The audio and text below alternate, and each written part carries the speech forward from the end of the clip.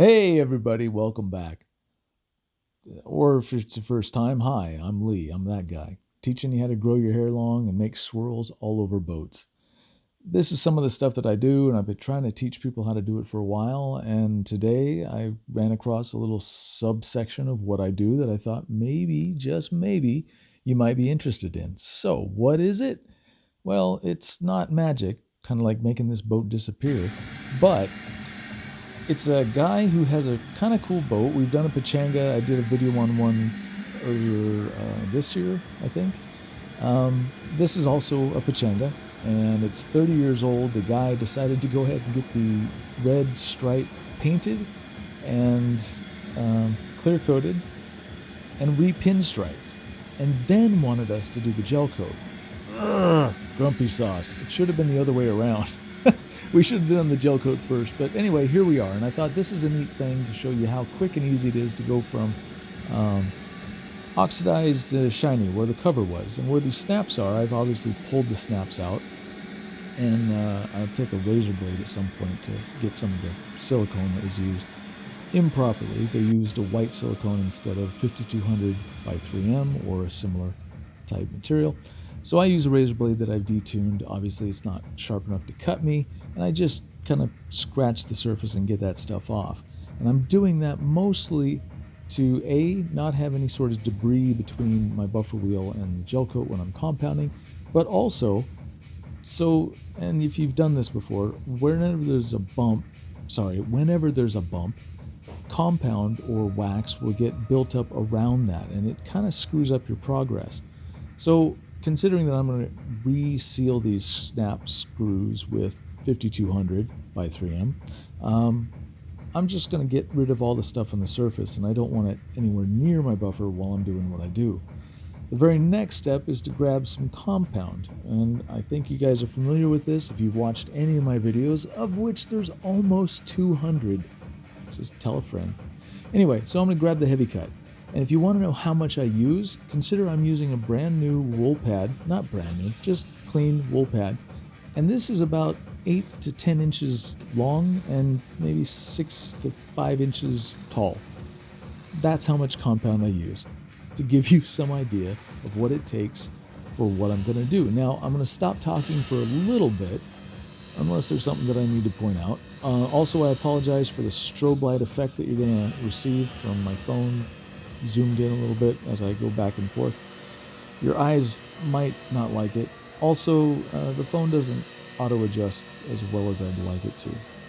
And also, I should have, prior to doing this video, after taking the snaps out, I should have taped off the foam black sealer or weather strip on the windshield.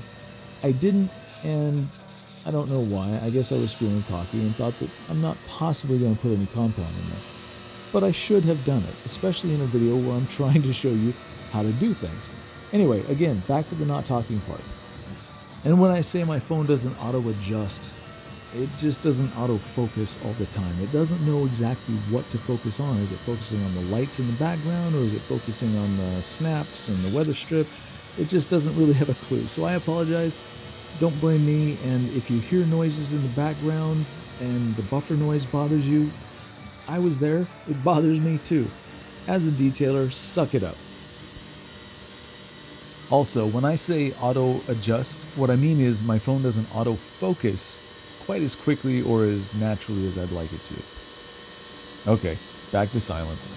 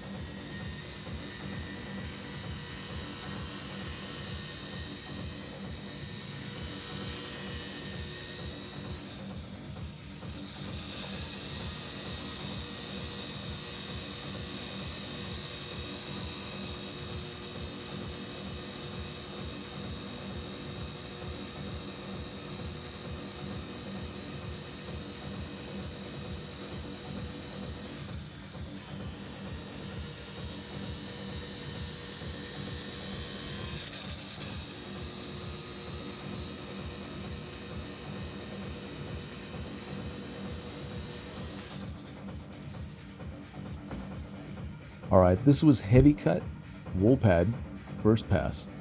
I'm going to wipe this down just to get some of the oils off so you get an idea of what this looks like.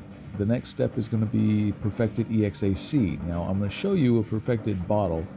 That's just literally to show you that I'm using Perfected. The EXAC probably has a different part number. I wasn't sure, so I've decided to show this to you anyway. Plus, some of you might have a shop close by that still has some of this, which would be awesome. Now you'll notice I used a little bit less of this than I did the heavy cut, but everything else is, for the most part, the same. Enjoy.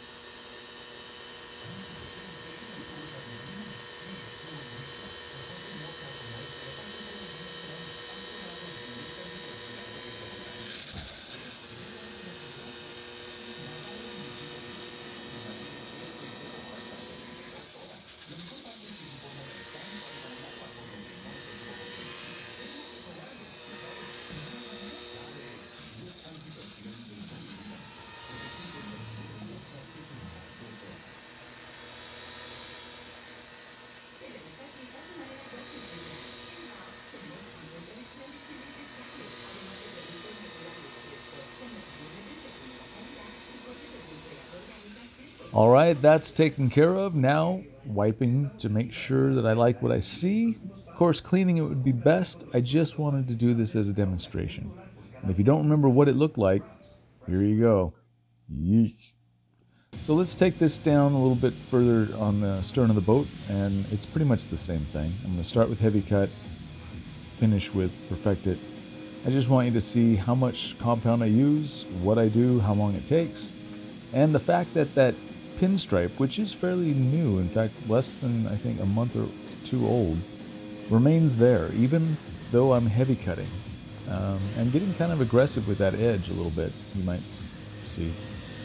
Anyway, while I'm doing the top here, you'll see it gets a little hoppy, and I kind of correct it, but it still has a little bit of hoppiness to it. That's just the nature of a spinning disc on something that's about an inch wide. You have to have perfect balance on that thing, otherwise it's gonna hop.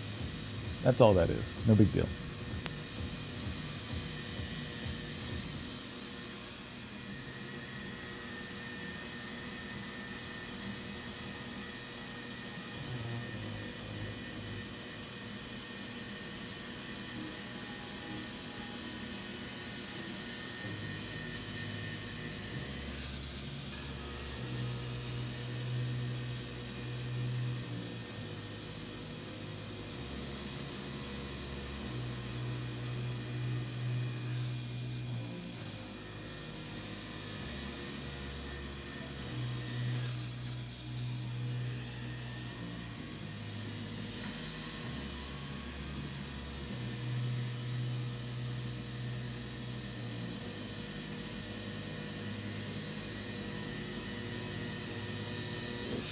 I get asked a lot, how much pressure do I apply to the buffing wheel while I'm compounding? The answer is, well, it's right in front of you.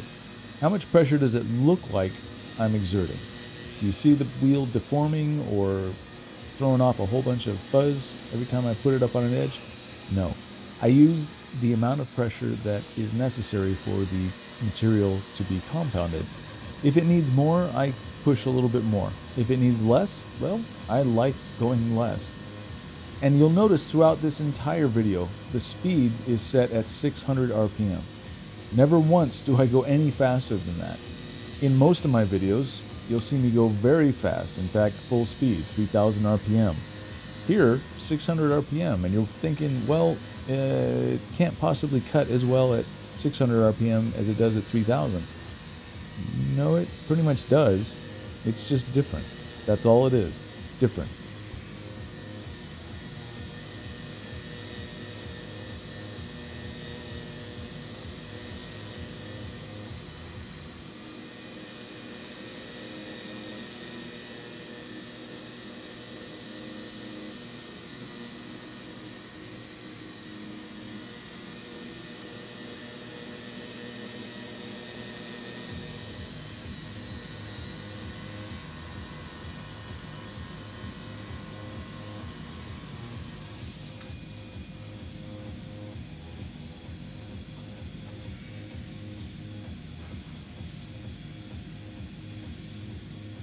All right, so that was the heavy cut. Wiping that down just to take a look, and then we'll go back, hit this with, you guessed it, Perfected EXAC. I feel like I'm getting redundant, episodic almost.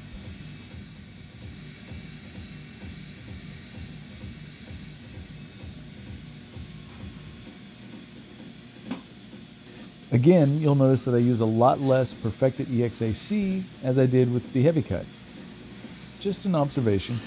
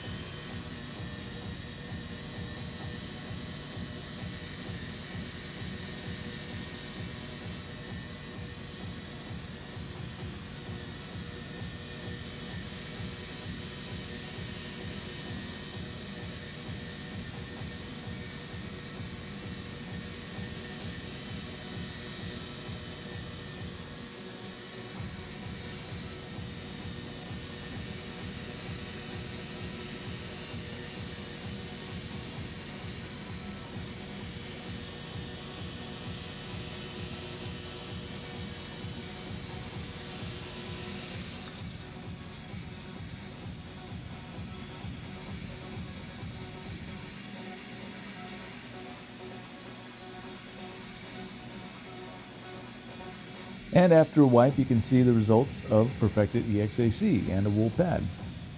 I think it looked pretty good, and I didn't notice very much left over from before. Here's what it looked like with the heavy cut. And this is what we got with Perfected EXAC. Not bad.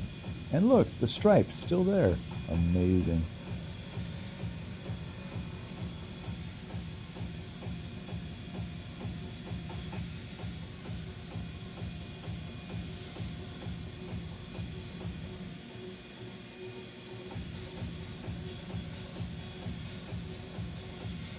That didn't take all that long. 2 products. Heavy cut, Perfected. 1 wheel, wool. A little bit of buffing time. Done. I think anyone could get behind the idea and try this.